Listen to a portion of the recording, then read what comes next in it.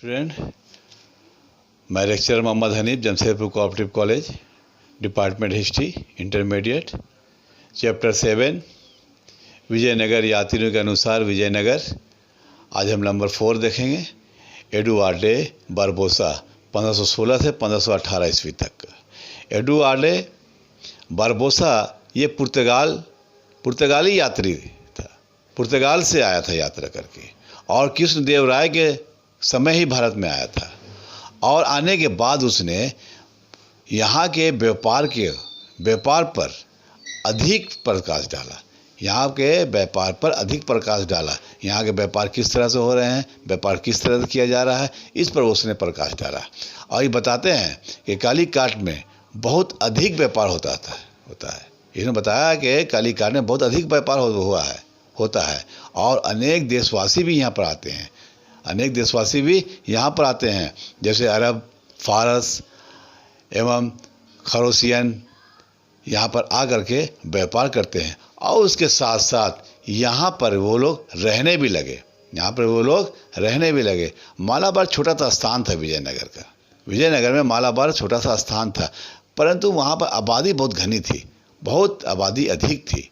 विजयनगर बहुत धनी राज्य था, क्योंकि यहाँ पर हीरा के व्यापार होता है, क्योंकि यहाँ पर पेगू के लालों के व्यापार होता है, चीन के रेशम के व्यापार होता है, सिकंदरिया के सिल्क का व्यापार होता है, और मालाबार के मुश्क, कपूर, मिर्चा, दालचीनी व चंदन का व्यापार होता है। इस कारण जो है विजयनगर काफ़ी धनी था, काफ़ी धनी का केंद्र था, व्यापार का केंद्र था।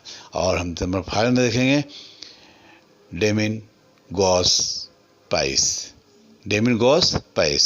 1520 ईस्वी से 1522 ईस्वी तक। यह भी पुर्तगाल से आया था।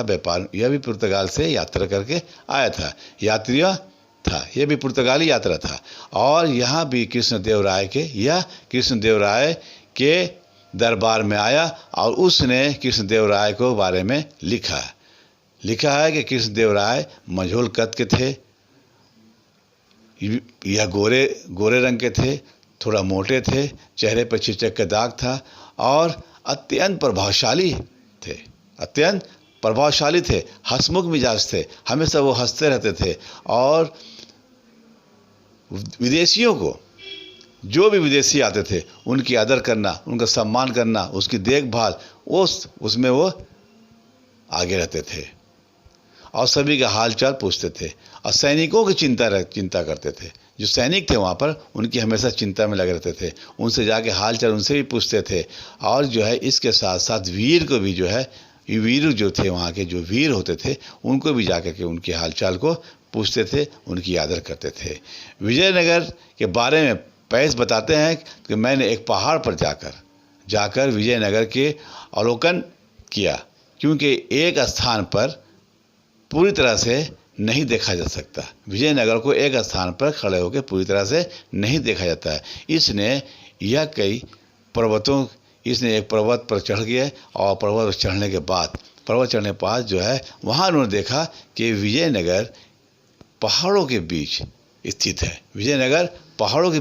है, और देखने के अत्यंत सुंदर है। पहाड़ों के बीच में है, लेकिन वह अत्यंत सुंदर है। हर तरफ हरियाली ही हरियाली है, कहीं पर झील है, कहीं पर उपवन है, कहीं पर बागीचा है, इस तरह के जो है। और देखा कि राजा के महल के सामने एक खजूर का पेड़ है, पेड़ों के बागीचा है, और अत्यंत फलदार वृक्ष हैं।